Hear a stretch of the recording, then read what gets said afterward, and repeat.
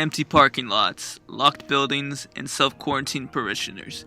In the wake of the COVID-19 pandemic, the Church of Jesus Christ of Latter-day Saints, better known as the LDS Church, or more colloquially, the Mormon Church, suspended all in-person gatherings at church buildings until further notice and have transitioned into in-home worship.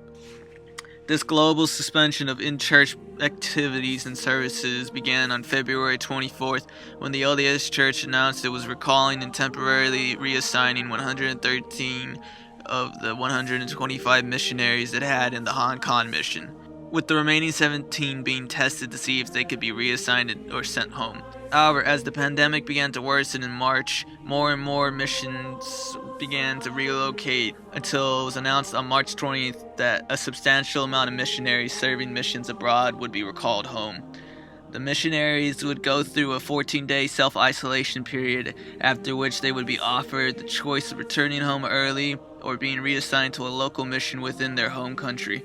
In addition, missionaries serving local missions will have their time serving shortened to accommodate all the new incoming reassigned missionaries. The March 20th letter stated that we take very seriously the health and safety of our missionaries and of those they teach. The rapidly developing travel advisories and restrictions that are emerging around the world present significant logistical and other challenges. In addition to missionary work for the LDS Church being modified, worship services also changed in response to COVID-19 precautions. A suspension of in-person church meetings and activities on March 12th effectively ended all in-person activities and events sponsored by the church. Based on the advice and suggestions of those in leadership over my church, big gatherings are no longer allowed. Medium gatherings are no longer allowed. As Angela Lynch, an LDS member, puts it.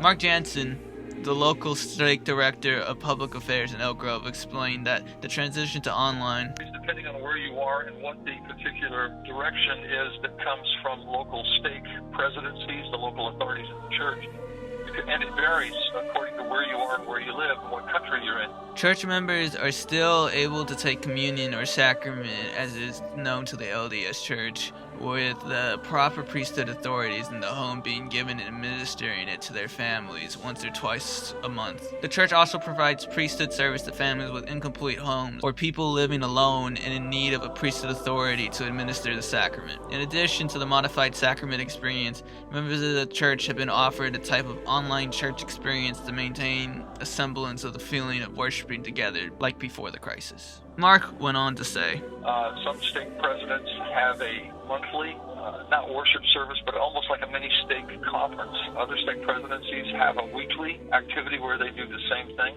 and broadcast it to the membership of the entire stake. Church members are able to access these forms of online church through a mailing list by being an active member of the LDS Church. The church directly messages the people in the ward they are assigned to these links to unlisted videos or unlisted live streams, so that way it is exclusive to the LDS Church members. Angela and Mark both highlighted the social aspect of the LDS Church and how they have such a strong, tight-knit community, even while in the crisis. Members endure the changes and have to abstain from in-person worship while eagerly awaiting the day that they could reunite with their fellow congregates in person. Angela Lynch described it as, it's a large part of my spiritual enrichment as well as my social enrichment, because many of those people happen to be my friends as well as people I go to church with.